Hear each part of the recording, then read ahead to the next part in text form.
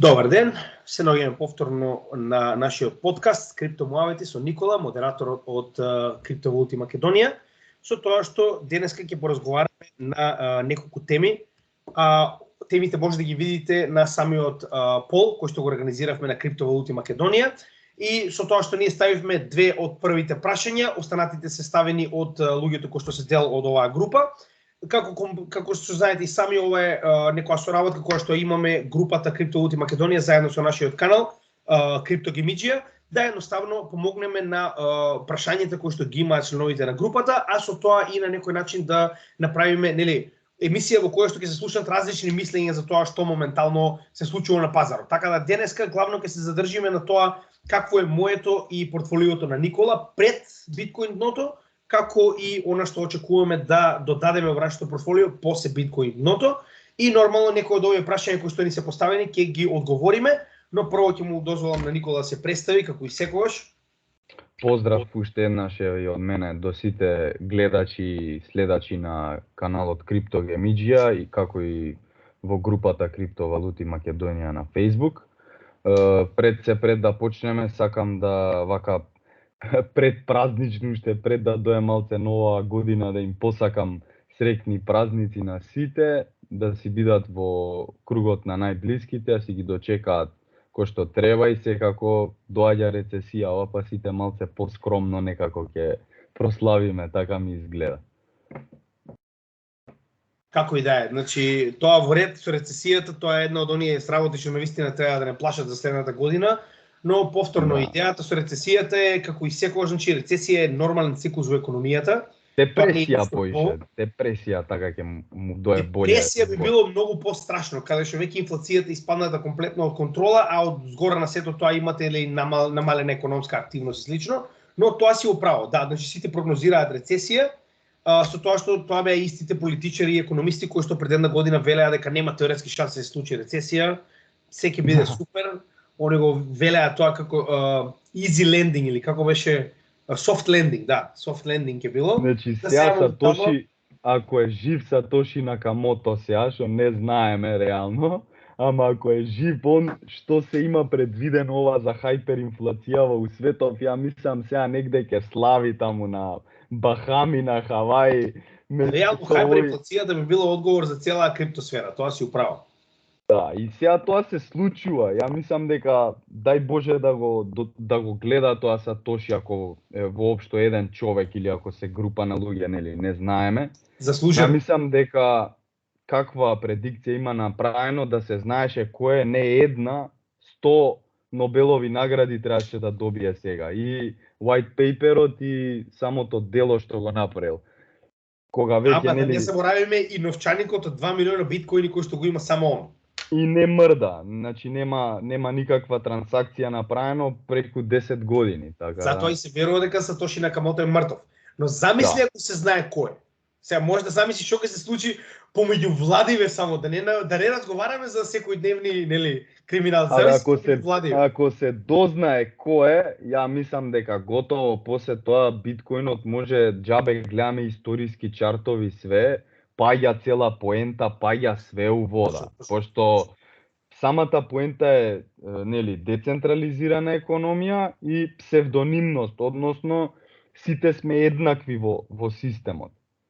И тоа е тоа, ако се дознае кој дека некој го контролирал цело време, нека не правил мајмуни, толку јас се откажувам од крипто, не знам што да кажам друго. Не, пази, најголема идеја е тоа што ако сакаш да дојдеш против Етериум, можеш, знаеш која е корпорацијата на Етериум, знаеш кои се девелоперите, знаеш кој стои позади проектот.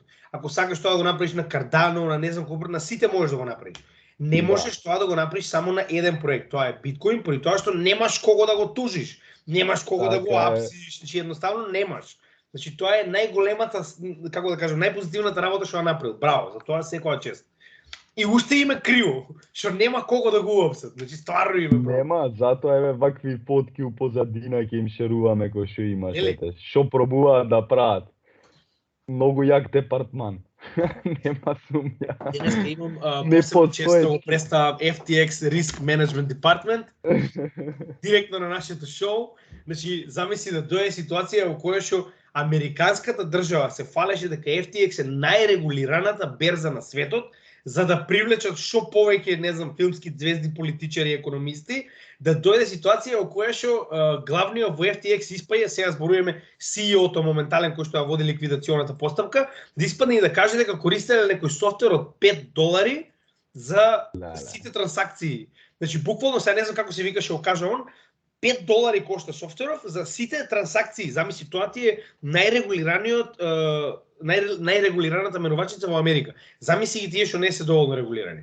Не знам што друго да кажам. Добре, дојдовте во кооперација, наречена Америка. Страшна работа, замисли. Ама тоа е кога ќе даеш 2 билиона на соодветни политичари, после нема проблем. Се може. Јас сум рекол во Америка, овдека како живееме, еве, као да земе Македонија, нели, као домашна, као матична земја, као пазар, како живееме овде, колку све околу нас гледаме, колку е целото општество труло и каква само аморфна маса од луѓе ствара. Па јас сум рекол во Америка ти е истото, само на големи броеви, значи пута 10 го имаш таму. Сега на страна културата и тие традиционалните работи. Добро, тоа е веќе политичка тема. Јас само би препорачал ако некој може да отиде, пошто јас сум бил таму безброј пати, нека отиде у Холивуд, така, Лос Анџелес, нека прошета по тој булеварот од звездите, ама ноќе. Кога ќе почне да дигаат шатори, кога ќе почне бездомници да се шетаат, канти за џубре се греат, тогаш да прошетаат и да ми кажат околу цивилизација и демократија. Толку јас сум видел, па нека видат и они, па ќе разговараме. Нема врска. Да се вратиме на темите. Значи, денес, како што кажеме, прво ќе поразговараме за тоа што имаме во нашето портфолио, јас и Никола, зборуваме за кои, не за колку, и потоа ќе поразговараме што, например, би било доста привлечно за нас за наредниот дел, со тоа што прво ќе го оставам Никола, повели слободно кажи оприлика какво ти изгледа, да речем, портфолиото и, нели, зошто ги имаш коините, па ќе продолжиме понатаму. Се спремав нешто, барав една слика, што... Ако сакаш, можем јас да превземам, па ти кога ќе средиш таман ќе упаднеш. Не, можеш слободно, нека си седи скринов. Сега за сега немам што да шернам, него не успеав да најдам сликата, каде што ако успеам да ја најдам, сигурно ќе ја шернам во криптовалути групава. Значи, ќе се потрудам уште еднаш некаде, ја имам зачувано, не можам да се сетам дали беше Instagram, Facebook, небитно. Значи, ќе се потрудам уште еднашка, пардон, се извинувам, каде што на самата слика беше одлично објаснето како отприлика треба да ви биде поделено, односно сегрегирано портфолиото. И јас еве ќе се потрудам на кратко да го објаснам тоа и јас се држам до таа формација, да кажам, каде што секогаш отприлика околу 10 до 20% треба да ги имате во стейблкоини. Секако тоа е за да идеме спремни за нешто непредвидливо ако се случи, за да докупиме нормално, нели, cost average или DCA. Стратегијата, значи секогаш од прилика 10, 15, 20% скрос небитно, одлучете си вие тоа колку ќе биде во кој стейблкоин, исто така и релевантно, не е толку важно, бидејќи тие се кратко среднорочно, секако ќе бидат алоцирани во одредени коини со тек на време. И јас се држам до речи си, еве, ако одземеме 15% од 100, остануваат 85%, од тие 85%, комотно можам да кажам дека некои си од 45 до 55% ми се во биткоин и останатите се во алткоините, од кои доминантно Ethereum, Ripple, Polygon, Atom, такви коини. Од прилика така ми изгледа портфолиото, значи имам и доста некои микрокап коини што не би ги споменувал сега да не губиме време, нели, неколку пати си го кажал тоа и стојам за тоа и јас исто така. Нема потреба да се губи време на микрокаповите сега кога што се вика се уште не сме го фатиле макрото, да еве како пример со прашањево со Зилика, значи Антонио можеби ќе направи понатаму некој видео за Зилика све, но некои коини што допрва треба да се докажуваат, едноставно да не испадне после дека ние сме ве сјебале што се вика, најдобро би било сами да си истражите. А затоа секогаш викам финансиската писменост е клучна. Поготово во ваква нова економија како што е криптото, односно и нова технологија како што е блокчейнот. Финансиската писменост е клучна. Како ќе го распоредите портфолиото на вас останува. Што сакам да кажам? Доминантно, отприлика околу 50%, 45 до 55 еве, треба да ви биде во биткоин. Зошто? Зашто е прв, зашто е пионер, зашто има најголема пазарна капитализација, односно маркет кап, и зашто го издржал тестот на времето. Просто кажано, он е двигателот на пазарот. Како што вика Антонио, значи додека не се отформи дното на биткоин, нема потреба да губиме енергија, време и се останато да покажуваме анализи на други коини кога самото дно што се вика уште не се отформил. Така да, јас тоа ќе кажам. Се фокусирам генерално на биткоин и не ме занимаат многу другите валути. Зашто е тоа така? Бидејќи не го сметам доларот како резервна валута, за разлика од глобалнава економија што се уште што е нели во слободен пат, што се уште има резервна валута доларот. Јас све сметам во биткоин. И се што одредено време чувам во други коини, во даден период на долг рок, јас повторно ќе го вратам во биткоин. Подоцна ќе пуштам и некои информации, ќе го шернам скринов да споделам нешто и претходно што имам шерувано, само да го дообјаснам, небитно. Но што сакам да кажам уште еднаш на кратко, значи биткоинот треба да ви биде резервната валута. Кога ќе се логирате еве на пример и на ексчењџот на Binance, и можете да си изберете опција дали да ви ги дава во биткоин средствата или во долар. Мене секогаш ми стојат во биткоин. Тоа е тоа. Убаво кажано.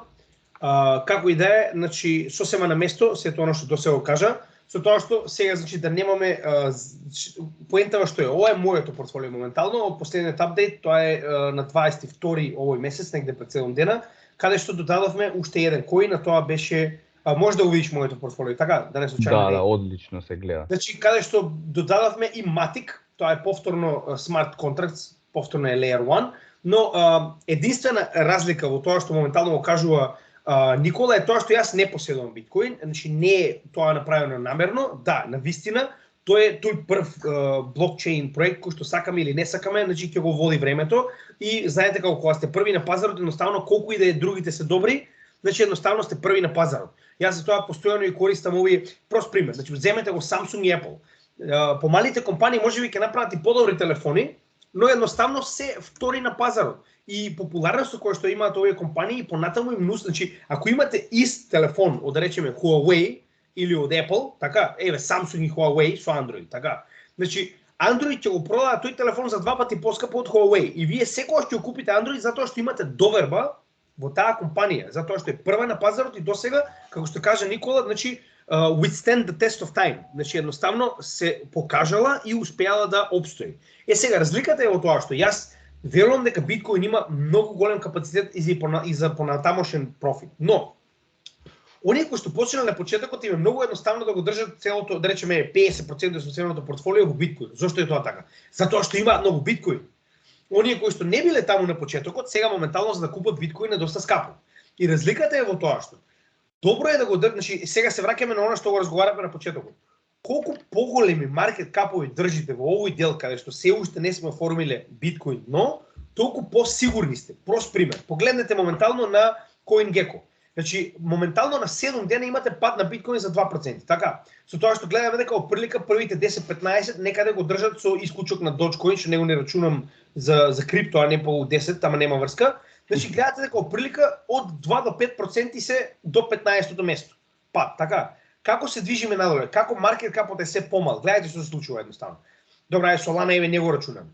9, 6, 14, 8, 6, значи како се движиме надолу, како проектите се помали, така може да очекуваме многу поголеми падови. Тоа е ова само на 7 дена. Ако погледнеме на подолг временски рок, уште повеќе ќе се одрази тоа. Затоа што многу добро кажале некогаш, значи кога биткоин ќе кивне, целиот криптомаркет настинува. Затоа што значи мал пад на биткоин резултира со голем страф во помалите маркет капови, затоа што луѓето нема доверба во тие проекти. Значи секогаш сватите го тоа. На крајот од денот не е колку е добар проектот. За жал економијата не функционира така. Може да го имате најдобриот проект на светот, може не знам, рак да лечи преку компјутер. Нема да ви помогне ако нема соодветна доверба на пазарот, односно ако истиот не се наоѓа доволно долго и ако луѓето не почнале да веруваат дека истиот има соодветна иднина. Затоа и многу често се случува од еден во друг бул маркет тие што претходно биле шампиони да отпаднат. Значи ако ги знаете коините кои што биле шампиони во 2017 година како Трон на пример, значи Трон моментално се наоѓа на 15-то место. Трон се наоѓа од првите 6 места. Така, значи ако се придвижиме надолу ќе најдеме уште многу такви, сега нели да не нарагуваме не е ни битно, но тоа е идејата. Што значи поради такви ситуации вие мора да се фокусирате на моментално во овој дел од bear маркетот на оние кои што има поголеми маркет капови затоа што се посигурни. Нормално, секогаш има ситуации, како на пример Terra Luna имаше 60 билиона, ги изгуби за неколку дена. Да, но тоа е исклучок. Значи јас знам дека многу од луѓето ќе дојдат и ќе ми го кажат тоа. Да, ама знаеш и Solana имаше. Точно, во ред. Но тоа е разликата помеѓу тоа што не може само да видите дека некој се наоѓа и топ 15 и да го купите. Овдека е она што Никола премалку го рече, мора да направите соодветно истражување. Затоа сега кога ќе разговараме за нашето портфолио, јас можам, ако сте погледнале кај мене моментално на самиот канал, значи ја имам видео по час и 20 минути каде разговарам за секој од овие коини и зошто ми е во портфолио. И зошто е во тукава големина, што правам со него, што планирам да продолжам понатаму да правам.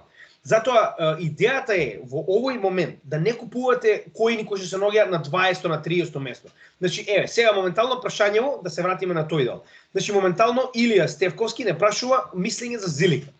И да мислам најдобро за Зилика, јас прво како професионалец нема да си дозволам да ви речам, знаете што, Зилика е добар. Знаете зошто? Затоа што Зилика моментално се наоѓа на 105-то место со моментално имаме, сега ќе ви кажам колку, маркет кап од 265 милиони. Како да ви кажам, значи овој маркет кап моментално представува микро маркет кап. Значи како да ви кажам, може да биде најдобар на светот, но овој маркет кап многу лесно може да дојде до нула. Многу полесно ако го споредиме со, на пример, прост пример, Ripple или дури и Dogecoin. Значи дури и Dogecoin има 9 билиони. За разлика од тоа, ако јас ви кажам купете проект кој што, значи јас и да направам, значи ја морам да кажам позитивни и негативни страни. Проблемот е што у овој дел од bear маркетот, ако направам јас видео, вие ќе помислите дека јас го препорачувам. И затоа не сакам да направам такво нешто, се додека не дојдеме да го оформиме биткоин дното. Иако тоа ќе биде потребно време, но е подобро на тој начин да не дојде ситуација во која што јас и покрај тоа што не даваме финансиски совети, некој ќе дојде и ќе ми каже па ти зошто тогаш направи видео. Значи тоа е проблемот. Ќе дојде момент кога јас ќе ви барам да ми кажете за кои коини да направам. Но сега не е тој момент. Со тоа што сега веќе кога почнеме нели да образложуваме за портфолио, значи чисто да ви биде јасно, Ethereum е еден од најголемите кои што моментално го поседувам, негде околу 50%, со тоа што Ethereum е на некој начин најдобрата замена за биткоин, иако двата имаат сосема различна употреба на криптопазарот. Ethereum самиот по себе, посебно за следниот бул маркет, јас очекувам да има масовна адаптација низ целиот свет, не само во криптосферата, со оглед на фактот дека успешно го направија, значи тоа се основните критериуми поради кои што го поседува. Успешно направија мерџ, во кој што се премина од POW, односно Proof of Work во Proof of Stake, со тоа што доколку беше Proof of Work, моментално истиот ќе беше со инфлација од 3,58. И ќе имаше плюс на својот маркет кап Ethereum, значи додадени Ethereum-и, 1.250.000. За разлика од тоа, моментално е со инфлација од само 0,014% на годишно ниво. И тоа, ова е во момент кога се уште бърнот не е поголем од ишуенсот. Гледайте моментално, само 2000 Ethereum е разликата помеѓу механизмот за бърн и ишуенсот кој што го даваат нодовите моментално. Значи, ова е поради тоа што се уште немаме многу трансакции на Ethereum мрежата. Кога ќе влеземе во следниот бул маркет, ја очекувам ова да биде сосема на другата страна. Затоа што ја видов што овој burn механизам може да направи кога бевме во самиот bull market. Значи ние Едно горевме... кратко прашање тука за тебе. Пошто гледам и многу подобро го разбираш етериумот од мене. Сакав да те прашам, дали сметаш дека на долг рок не име целта на етериум да го направат еден вид постабилен од биткоинот, значи да нема толкава волатилност и осцилации во цената. Затоа и терминот кога го употребуваме дефлаторно средство, уствари јас го гледам како такво нешто. Дали се слагаш со мене или поинаку гледаш? Да, ма нормално, знаете зошто? Значи истата ситуација има, и BNB има сличен механизам, ќе ви покажам. BNB burn механизам. Зошто е тоа толку битно? Само момент. BNB burn Binance. Мислам дека ако не се лажам, само да видам каде беше точно да го најдам. Значи идејата што е? Не, имаше механизам, само да го најдам точно како изгледа моментално.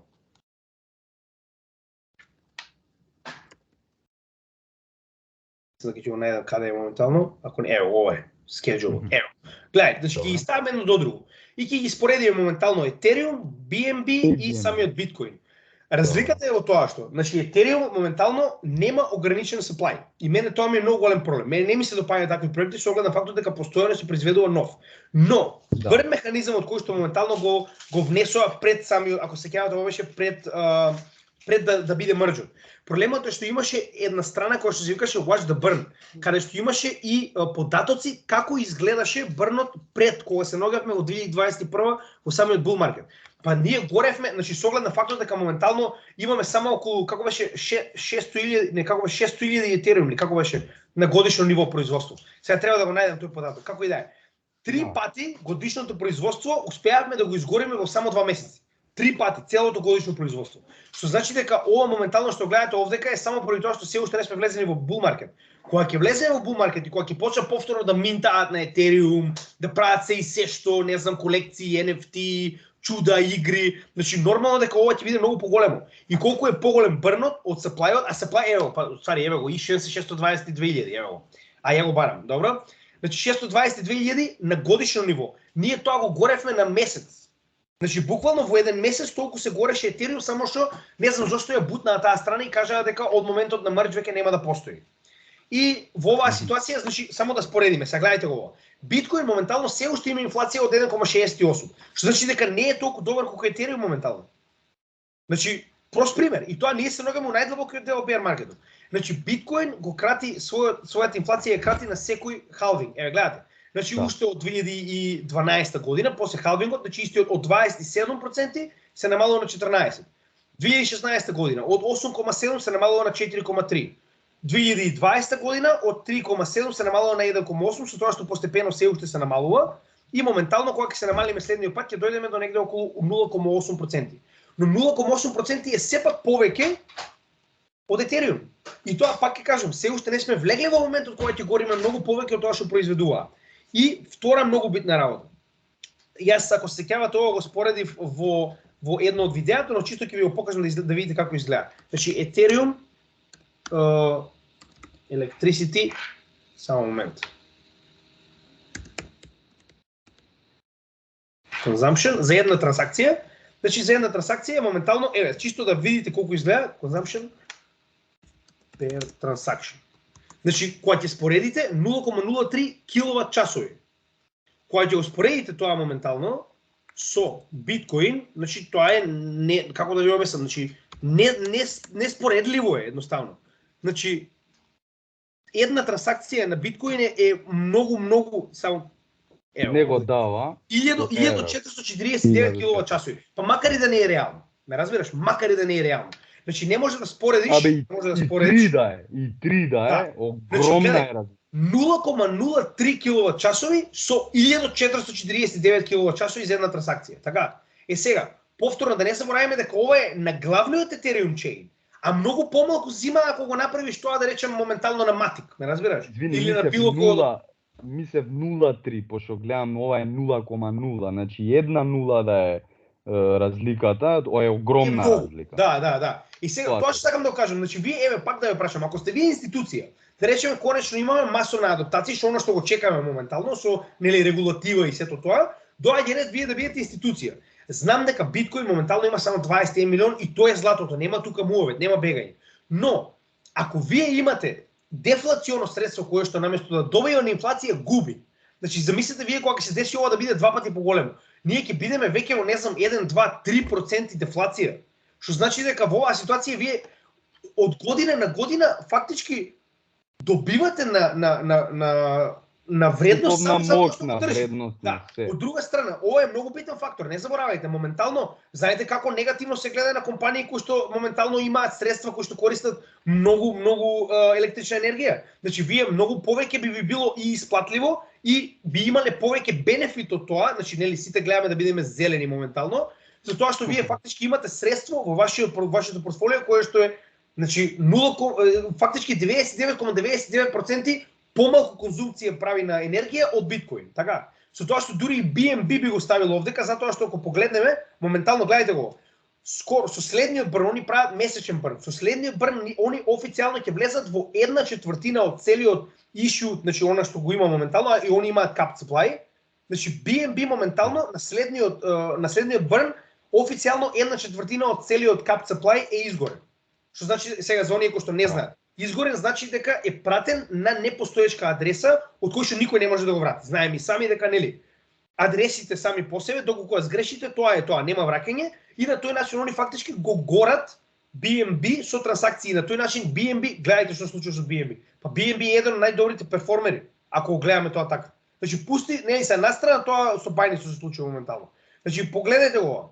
Моментално истиот, гледате, значи беше 645, за сега моментално биде 284, па многу подобро од било кој друг. 64% само од претходниот all time high. Да. Поради овој брн. Затоа многу е битно да направите истражување и да знаете точно што купувате и поради што. Сега нели ова беше околу Ethereum, ама Ethereum сам по себе дури и да нема никакви бенефити плюс. Самиот механизам за брн вас ќе ви даде одлична, значи вредност, само треба да го почувате некој време. И многу од луѓето гледаат со оглед на фактот дека имаме Ethereum е еден од оние што највеќе моментално се значи моментално е на 7-мо место, ама ова е само месечно. Значи моментално GitHub самиот по себе е уствари платформа на која што најавно може да видите фактички кои се најразвиените или оние кои што највеќе се развиваат моментално, зборуваме како екосистеми, не само еден проект. Со тоа што моментално последниот месец Cardano го освои првото место, ова се фактички број на проекти кои што моментално активно се работи на нив. Се зборувам, мислам дека се нови во оваа ситуација, со оглед на фактот дека Cardano има повеќе од 1600. А и нормално не може да кажеме дека Ethereum има 330, тоа би било нели смешно. Значи, моментално нови проекти кои што само за еден месец се додале на Ethereum е 336. Истиот секогаш е топ 10. Тазе. Секогаш е топ 10 и јас, значи, од Ethereum очекувам многу, со оглед на фактот дека е втор по големина и нели, тоа треба да ви кажем многу. Значи, истиот попрва следува кога ќе почнат да ги прават оние splurge, surge, ме разбираш? Каде што уште толку ќе се подобрува. Да. Значи тоа е, сакаш да кажеш нешто околу Ethereum, па ќе продолжиме за други кои. Чисто за Ethereum не мислам дека покри све, едино само да додам некои мали ситници, да поентирам. Значи, потполно си во право за ова што го говориш и што се вика и учам и јас кога ги гледам овие информации, како и секоја валута, значи конкретно криптовалута, нели за крипто се говори, значи си има и предности и слабости. Тоа не може да биде да тече мед и млеко, све да биде топ само. Нормално е да има и подеми и падови. Така и во животот, така и со криптовалутите. Сега што сакав да кажам, тоа со енергијата конкретно. Значи Етериумот е неспоредливо земено како трошок што го прави на енергија во споредба со биткоинот. Но за разлика па тоа е една голема предност што има Етериумот, но биткоинот пример има друга голема предност каде што откако се воведе Lightning-от, ти можеш што се вика у дел од секунда за $0, односно за 0 трошок да испратиш од еден на друг човек било каде во светот. Тоа е исто голема предност на биткоинот. Што сакам тука да поентирам? Да си истражите сами кои се предностите и слабостите, да направите една калкулација, да видите како стојат работите на пазарот. и како се движат и сега, како се движеле претходно и какви се предикциите за во иднина. Многу битни моменти. И тоа за секој проект се однесува. Не смееме да иземеме ништо. Антонио направи, мислам дека видео за Lightning Network, тогаш не бев во можност. Браво, секоја чест за тоа. Така да пратете ги сите новитети. Што сакам друго да поентирам тука? Не се лажете, значи еве имаше, сега ако може на секунд да го ширнам скринот. Значи за да поентирам, имаше прашање во се гледа скринот? Да, само чекај уште еднаш, де шерни го? Не, се уште не го гледам. Се го гледам. Да, се го гледам. Значи анонимен член од групата, здраво, најверојатно некој нов член. Здраво, како да почнам да заработувам со криптовалути. Значи, имаше еден коментар тука, се утепав од смеење, значи, споредбата, и после коментаров ќе поентирам, значи, споредбата не ми се свиѓа, но, значи, споредбава не ми се свиѓа, но е стварно смешно, значи, еве ти, секунд само. Исто, значи ова исто како да влезеш во кладилница и да прашаш како да направам пари. Значи, тоа е тоа што не ми се свиѓа, значи не треба да го поистоветувате криптото со коцка. Ова не се брзи пари, не е кладење, не е краткорочно, значи споделив и слика претходно, значи споделив и слика која е разликата од тргување и инвестирање, значи запазете ги тие работи. Еве уште еднашка сликата, за да речете немате од каде да учите, немате контент на македонски, нели, еве имаме и подкаст на македонски, имаме буквално канал што ја крева финансиската и технолошката, дигиталната писменост. Значи, пратете го, бидете во тек. Еве, значи, бидете на долг рок. Ја не велам не тргувајте, но секогаш почнете од инвестирањето долгорочно. Тоа ќе ви носи и стабилност, купување и чување, растење на капитал, фундаментална анализа и мајндсетот, значи променете го, да ви биде во раст, значи на долг рок, односно склопот во мозокот, односно начинот на размислување, треба да ви биде насочен на раст, на бенефит во иднина, не само профит. Не е криптово само за кеш, брзи пари, како да свртам, да направам обрт, ова. Не. Бизнисот е за тоа. Ти можеш криптото да го правиш и како бизнис, има милион начини за заработување, а не велам не. Но ако ти не седнеш, да се описмениш прво, да знаеш во што си влегол, да кренеш финансиската писменост на едно солидно, согледно ниво, каде што во догледна иднина ќе ти донесе бенефит, ти не си постигнал ништо. Чи мора да се почне од нула, да се почне прво со учење и со повторување. И со тек на време ќе се дојде до целта. Значи мора да си има и одредена, дефинирана цел. Тоа е тоа. Еве, сакам и тука да покажам еден канал што го пратам. Исто така имаше шернато интересна слика. Мислам дека бев јасен. Ако сметаш дека треба нешто да додаеш слободно. Не, слободно.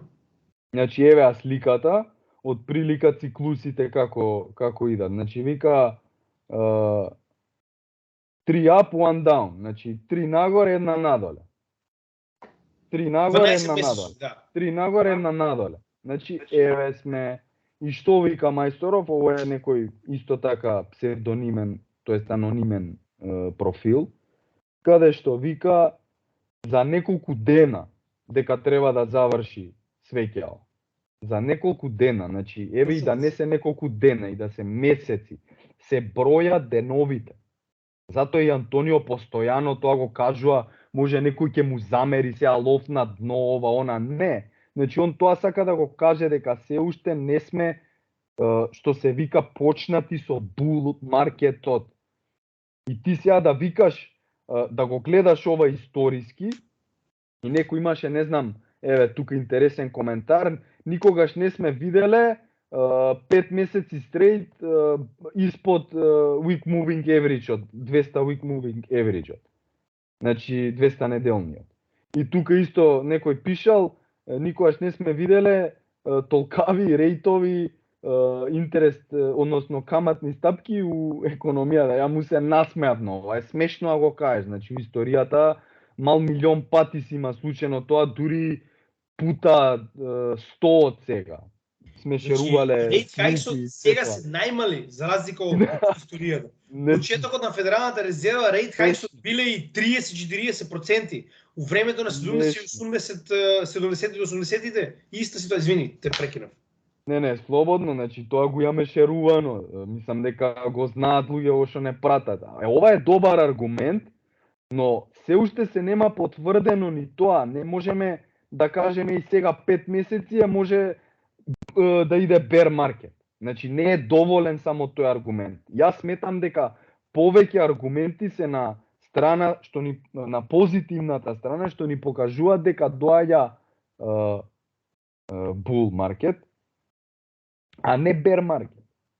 Некој ако смета дека е обратно сценарио, еве го покануваме во подкаст, нека дојде, нека ни ги побие аргументиве.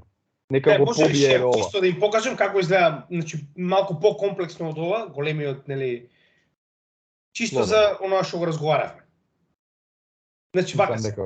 Неколку пати сега, значи јас постојано на мојот канал го имам, поентава е, нели, сега кој од вас гледа, јас не можам да знам со сигурност, но нели само момент да го покажеме тоа. Значи вака.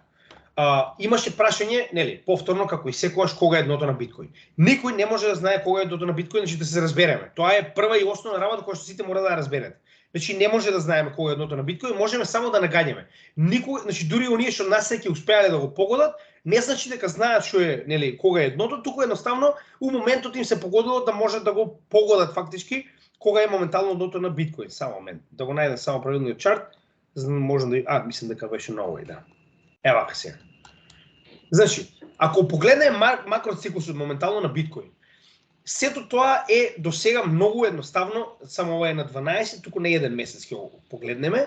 Значи, сето ова до сега било многу едноставно прикажано самиот халвинг. Значи, гледайте, халвингот до сега буквално ја води целата практично, само момент да го покажам како што треба, затоа што морам да го представам логаритмичка. Браво за ова, секоја чест, брат. Значи, поентава што е, секогаш кога нешто не ви е јасно, одзумирајте.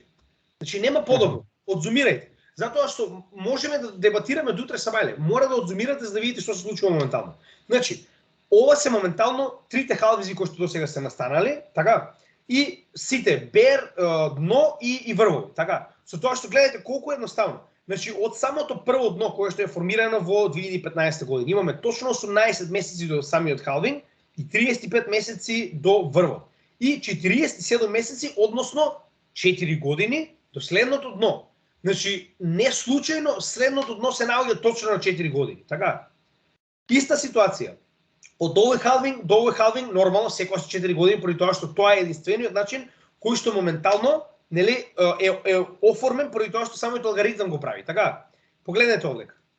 Значи, моментално колку имаме? 49, скоро 4 години, така? 2 месеци повеќе или 1 месец помалку, не го менува фактот дека циклусот повторно е 4 години. Од сам врв до сам врв колку? 4 години. Колку имаме од овој до овој врв? Гледате овде. Значи, еве, до самиот врв. 47, 4 години, така? Значи, повторно, дното, оно што постојано кажам, значи веќе се, еве, да не ги правам постојано, значи може да измерите и сами, ова не е нешто што јас сум го креирал, ова е јавен чарт, така? Значи, гледај. И тука само да додам мал момент.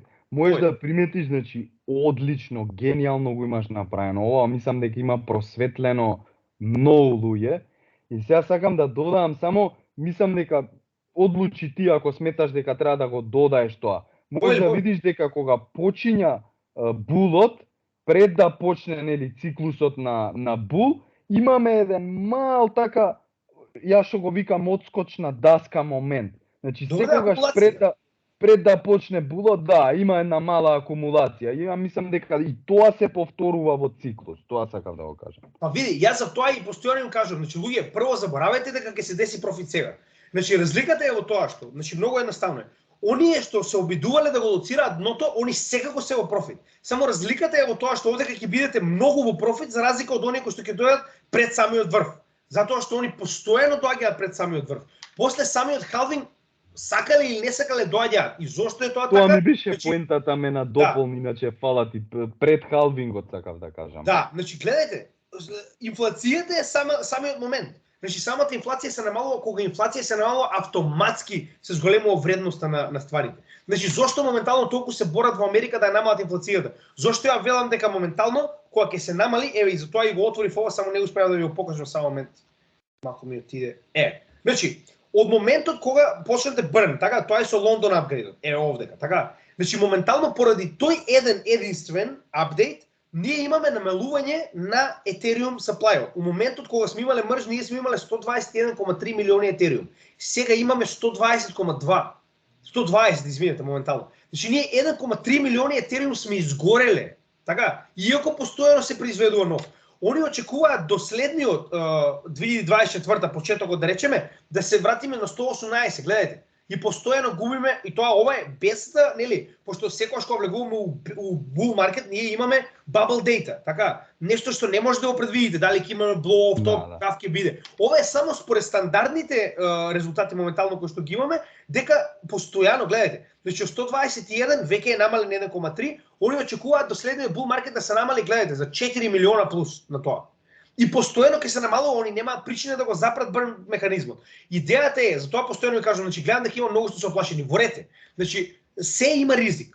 Никој не може да ви каже дека ова е без ризик. Да не се лажиме, на крајот од денот во се постои ризик. Што вика он, може ќе најдат кој е Сатоши Накамото, ќе му го отклучат волетот и нели ќе имаме проблем. Ама тоа не го менува фактот дека моментално економијава е толку многу напредна за разлика од тоа што моментално го имаме до сега, што е значи неизбежно е, они немаат каде, немаат избор. Од друга страна разликата е во тоа што се слагаш ли дека фейк е криза, она најфейк криза у историјата на човештвото? Се слагаш со мене. Моментално сме во голема криза, во право е. Значи ние до сега не сме искусиле циклус на биткоин кој што се наоѓа во исто време со рецесија, кој што се наоѓа во исто време со голема инфлација. Тоа си во право. И тука е стравот кај луѓето, јас сметам. Да, ама тоа не значи дека е негативна работа. Значи тоа така, апсолутно. Тоа може дополнително да им, значи сега ќе ви кажам прост пример. Еве земете за пример, пак ќе го кажеме, значи малецкава држава која што го направи биткоин да биде legal tender, така? Значи незиниот пример, ако успее од 2024-2025 година да направи масовен профит, многу држави ќе ја следат. Затоа што немаш што да изгубиш, твојата држава секако е во огромен долг, така? Значи како е bear маркетов, они DCA прават цело време со MicroStrategy заедно. Купувале на ден по 1 или 2 биткоини, така беше нешто последно. Сега најтазе, да. Да. Како идејата е дека не постои средство без ризик, тоа да ви биде јасно. Значи и вашите денари, евра и долари се со огромен ризик, што се нарекува инфлација, кој што може да престане да постане хајперинфлација многу едноставно. Многу едноставно и на тој начин и тоа што го чувате под креветот да ви го снема. Значи право што спомна, тој ризик е уште посериозен. А мислам од тоа попрво треба да се плашат него ли од. Значи јас бев мал, но јас го гледав тоа кога на татко ми сето тоа што го спечелил и го ставил во српска банка му го снема преку еден ден. За 3 дена он од големи пари имаше ништо, не може да си купи ен тост, ме разбираш, буквално. Значи тоа прави хиперинфлација, но повторно, ајде сега да не гледаме на тоа така.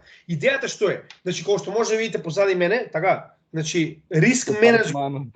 Целата идеја е риск менеджмент. Никој не ви вика дека вие треба да имате само крипто. Вие купете си, не знам, и нафта, купете си, не знам, хартија од вредност, не знам што сакате. Фала Богу, диверзификација секако. Но секогаш мора да запамтите дека постои ризик што се вели утре ако престане, еве прост пример, вие сте купиле акции во Apple, вие ги немате тие акции во Apple, така? Значи тие акции во Apple ги имате на eToro или на не знам која платформа. Ако платформата престане да постои, вие тие акции ги немате.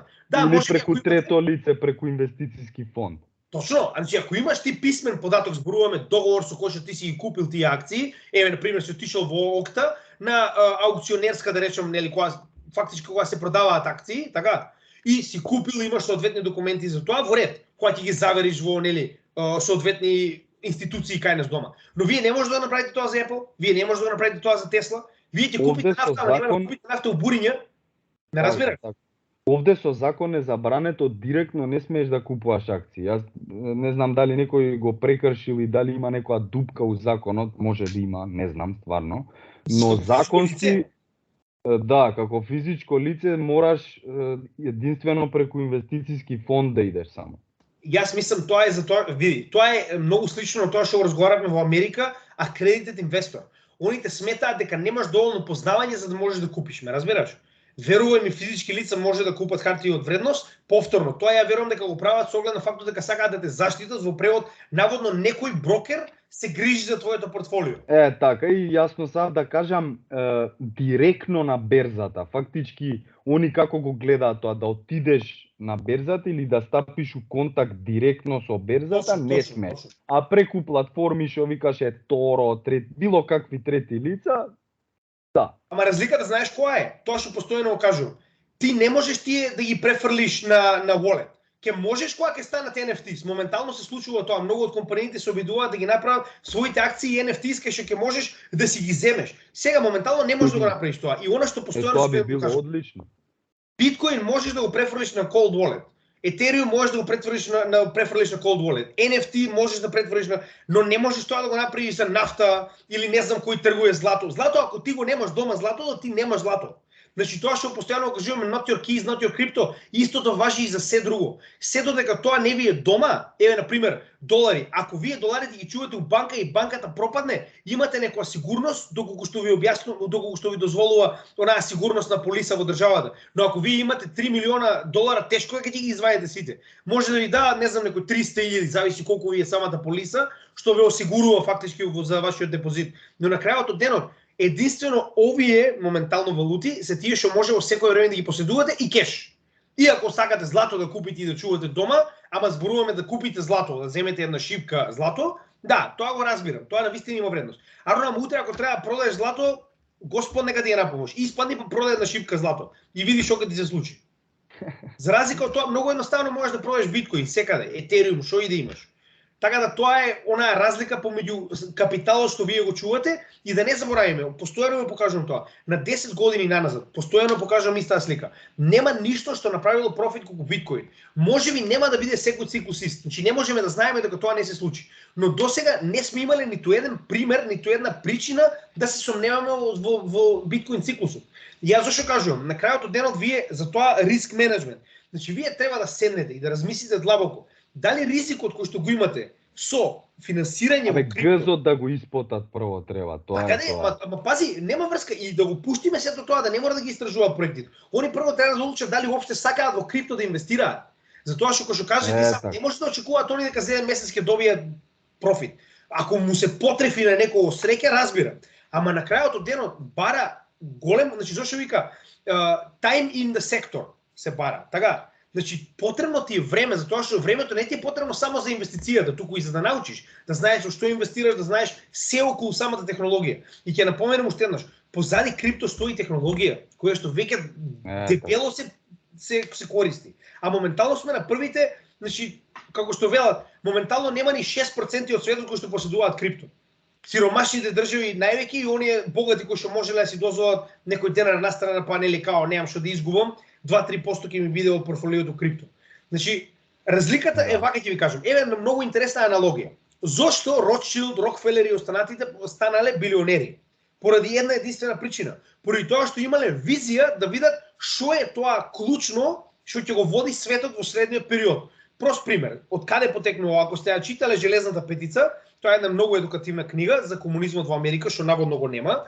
Значи, вели вака, кога се градила железницата, фацкиве како Рокфелер и Ротшилд сватиле дека не банки, не злато, не ништо нема да биде толку корисно колку инфраструктурата, пошто единствено транспортно нешто што ја поврзува источната и западната обала додека се уште не бил ослободен нивниот континент од индијанците, била железницата. И они поседувале значи се од железницата, така? Они инвестирале за да се изгради и ја поседувале. И они ја диктирале цената на транспорт. И сега ќе ви кажем еден прост пример зошто е тоа многу битно во денешниот пример со крипто. Значи вели вака, да речеме моментално имало земјотрес во Лос Анџелес, така? И моментално вие се наоѓате во Њу Јорк. Во Лос Анџелес сите околни ресурси на цигла се потрошени или камен, не е битно, така? И сега моментално се гради Лос Анџелес одново и потребно е огромен капитал, зборуваме огромен обем на материјал, така? И сега што се случи? Единствен начин за вие да го пренесете тој материјал од Њу Јорк, источна обала, во Лос Анџелес, западна обала, вие железницата, така? И сега што се случи? Железницата досега вас ви наплатила по вагон, да речеме, $1000. И наједнаш што се случува? Поради тоа што вие сте единствениот монопол на транспорт една на друга страна, знаете што им викате? Не, сега ќе кошта $30,000. И они немаат избор. Значи, он си вика сега моментално ќе направам 1 тон профит, поради тоа што таму веќе нема таков материјал, јас ќе го ставам на друга